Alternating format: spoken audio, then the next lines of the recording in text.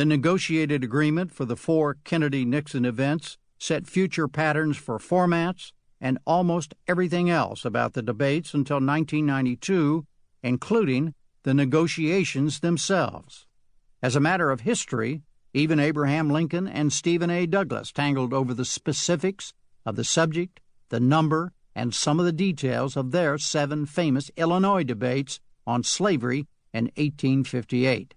They did their pre-debate negotiating through the mail and surrogates, not that much differently than the way it still happens. In 1960, surrogates for Nixon and Kennedy wrestled with the debate sponsors, the commercial television networks, over the room temperature, the use of notes, and the lighting, among other things.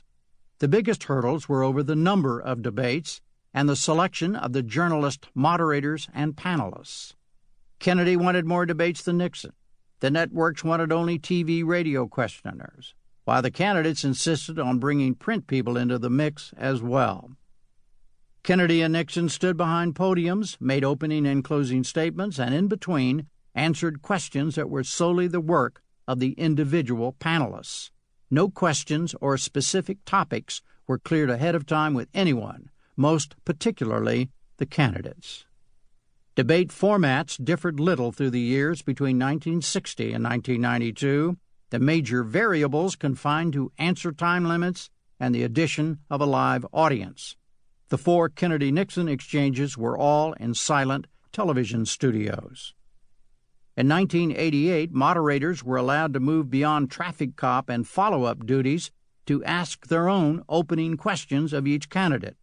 I was the first moderator to do so. The October 15, 1992 debate among President George H.W. Bush, Bill Clinton, and Ross Perot changed everything. For the first time, candidates would answer questions created and asked by would-be voters, not professional journalists, in a town hall-type format. Carol Simpson of ABC News moderated that event at the University of Richmond, Virginia. The opening half of the October 19, 1992 90-minute Bush-Clinton-Perot event at East Lansing, Michigan, which I moderated, was the first presidential debate with no major time restraints, no 2-minute answers and 1-minute responses. That followed a week after the raucous vice presidential debate among Dan Quayle, Al Gore, and James Stockdale, which featured a 5-minute discussion period about each issue. Hal Bruno of ABC moderated that one. Those debates also marked the end of the journalist panel format. Simpson, Bruno, and I all sat alone at the moderator's table at our respective events. Every debate since, in 1996, 2000, 2004, and 2008, has had either a sole moderator or a participatory town hall audience. The only other new wrinkle has been to have the candidates do at least one of their debates seated at a table rather than standing at podiums. During the George W. Bush years, all vice presidential debates were seated, a pattern that began at the insistence of Dick Cheney as the Republican candidate for vice president in 2000 and again as the incumbent 4 years later.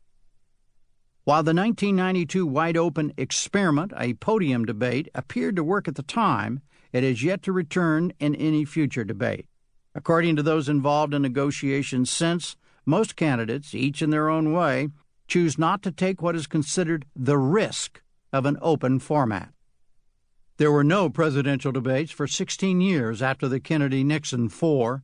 Their return almost immediately proved that some risks cannot be negotiated away.